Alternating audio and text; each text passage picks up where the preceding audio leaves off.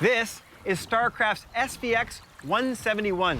All new for 2020, this little deck boat is all about affordability and versatility. And even with a little 90, she actually goes pretty good.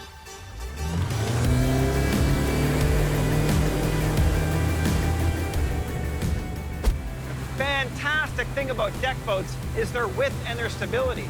Not only can you put a pile of people on board, but if they tend to move around a little bit, you're not going to find the boat to be unstable. And that really works well when you're at the beach or out on anchor.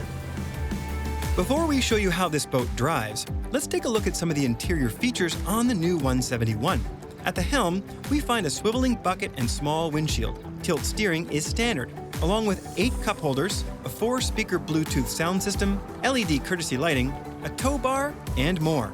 Even though the SVX is focused on affordability, it still has bow and stern telescoping reboarding ladders. In the bow, a locker doubles as an anchor locker. And one really nice touch, this EVA foam marine mat is actually standard equipment on the SVX. Often, a 17-foot boat can feel a bit cramped, but the cockpit layout on the 171, with its L-shaped lounge, single bucket seat, and wide walkthrough, feels quite open. There is so much storage on this little 17-foot boat. And very surprising is the quality of the vinyl material. It feels soft, it feels cushy, and check out these bolsters. I mean, this is a boat you can lounge on. Back on the water, we get a good feeling about this new SVX. Another thing I find right away driving this boat are the ergonomics are perfect. Now, it might be my height, but I'll tell you what, I got great visibility. The seat is incredibly comfortable. The wheel and the throttle are perfectly positioned. I got a great armrest here, and stock padded bolster if you want to sit up nice and high. Now, one of the new things about this hull is it's got a small pad on it, which gives us a lot more lift. And that means you don't need quite as much power, which is why we're getting such great performance out of the little 90.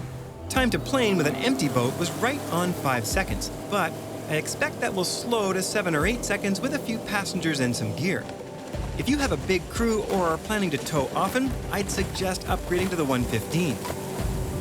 And just check out the lines on this boat.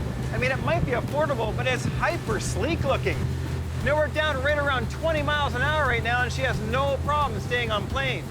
Now, add a few more people, you might need to go a little faster.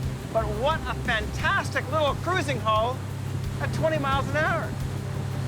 And just check out the ride cover on this boat. We're crossing a smaller pontoon wake, but I'll tell you what, for a 17-foot boat, that is amazing ride comfort. Let's do that again.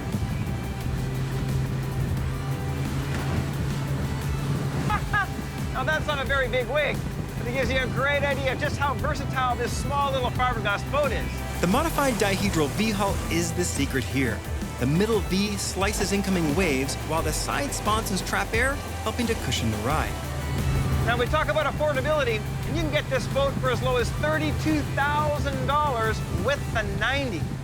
Now, you might think it's going to come stripped down, that all the little parts you see on here are options, but they're not. This bimini, standard equipment. The marine mat, bow and stern, standard equipment. Telescoping ladders, bow and stern, standard equipment. I'll tell you what, for $32,000 US, that's a lot of boat. And if you're ready for your first fiberglass boat, boy, are you in for a treat. Because you're going to get the kind of affordability you normally only find in aluminum, but you're going to get this wonderful glass hull.